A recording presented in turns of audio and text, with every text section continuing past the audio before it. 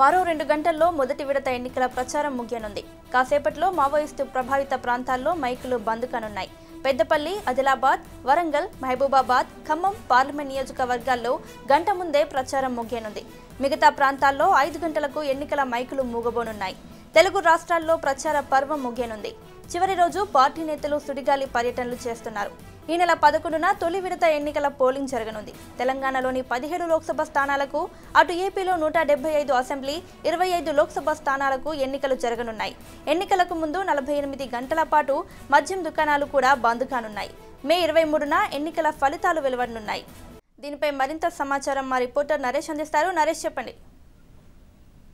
Maoist ప్రభావిత ప్రాంతాల్లోని 5 assembly నియోజకవర్గాల్లో 4 గంటలకే ప్రచారం ముగియనుంది. ఈ 4 గంటల ప్రచారం ముగియంతో పూర్తిగా ఇక్కడ అభ్యర్థులు ప్రజల్లోకి వెళ్లేందుకు ఈ గంట సమయాన్ని కూడా వినియోగించుకునేందుకు తాపత్రయపడుతున్నారు. ఇప్పటికే పూర్తిగా అసెంబ్లీ నియోజకవర్గాలైన వరంగల్, ఖమ్మం, ఇటు పెద్దపల్లి, అటు ఆదిలాబాద్ సంబంధించిన 13 నియోజకవర్గాల్లో మావోయిస్టు ప్రభావిత ప్రాంతాలుగా గుర్తించారు. దీంతో ఈ మావోయిస్టు ప్రభావిత ప్రాంతాల్లో 4 గంటలకే ప్రచారాన్ని ముగించాలని ఎన్నికల కమిషన్ ఆదేశాలు జారీ చేసింది.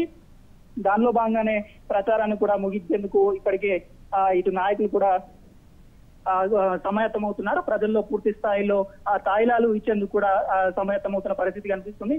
రాత్రి వేళల్లో పూర్తిగా మభ్యపెట్టేందుకు, ఇటు ఓటర్లను కూడా మభ్యపెట్టేందుకు ప్రచారాన్ని ఓరెత్తిస్తున్న పరిస్థితి కనిపిస్తుంది. మరో గంటలోనే అయితే ప్రచారం ముగిసే అవకాశాలు కనిపిస్తున్నాయి. ఈ నేపథ్యంలోనే వీలైనంత ఎక్కువగా ఓటర్లను తమ వైపు తిప్పుకునేందుకు నాయకులు అయితే ప్రయత్నాలు కొనసాగిస్తున్నారు.